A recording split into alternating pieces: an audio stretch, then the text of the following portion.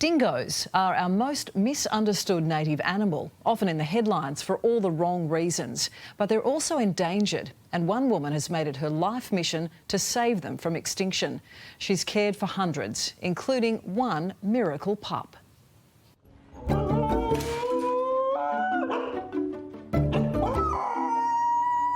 It can only mean one thing. Feeding time at the dingo sanctuary. So what are we doing here, Lynn? So now this is puppy Brecky.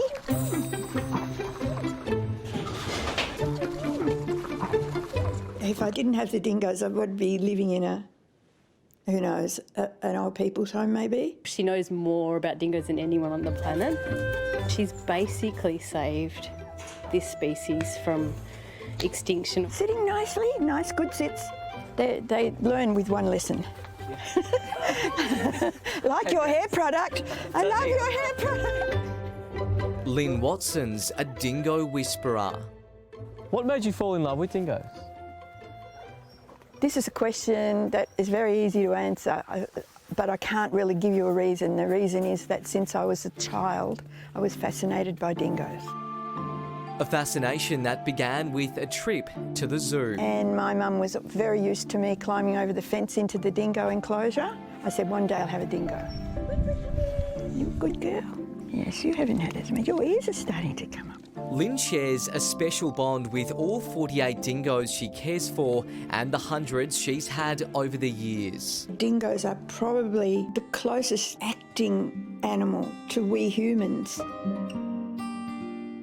Over 40 acres in the picturesque foothills of the Macedon Ranges, Lynn lives next to her dingo discovery sanctuary. She and late husband Peter built it in 1990.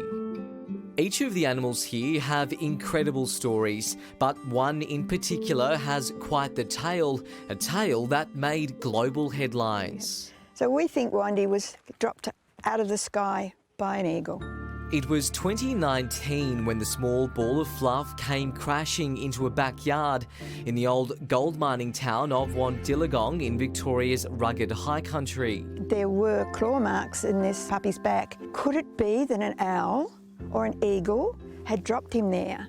And I didn't want to really go out and say that because it sounds ridiculous, but I didn't know at that point that the vet had also noted it in her notes. When a DNA test came back, Lynn says she was stunned. Not 60%, not just 70%, but there was no dog genetics to be seen in his whole genome. Proof that purebred dingoes are still alive in Victoria's alpine regions. Well, it was a myth buster.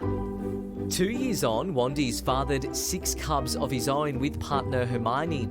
The playful pups take a liking to our cameraman Steve. Oh my God. Every morning we let Wandy and Hermione out first. Wandy has to go out first because he thinks he's the most important person in the whole sanctuary. And why wouldn't he? He's become an online star, amassing almost 60,000 Instagram followers. The big wish was always, oh, wouldn't it be good to get one fresh line from the wild? And it did.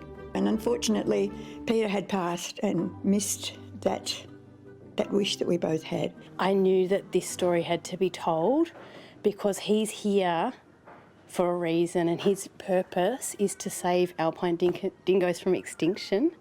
They're this close. Hey, Pumbaa, Lila, let's go. Acclaimed Melbourne author Fable Parrott knew nothing about dingoes when she came on a Cuddle a Cub tour here 3 years ago. And what I discovered about dingoes blew me away. I knew I was in the presence of greatness when I met my first adult dingo, Pumbaa, and I was told that he could hear my heartbeat from 25 metres away. She begged to get involved, and for 2 years, Fable's been driving 3 hours twice a week to volunteer at the sanctuary. She's also just penned her first children's book, Wandy. And I know now we can get it into schools and we can really make a big difference. She dedicated it to me.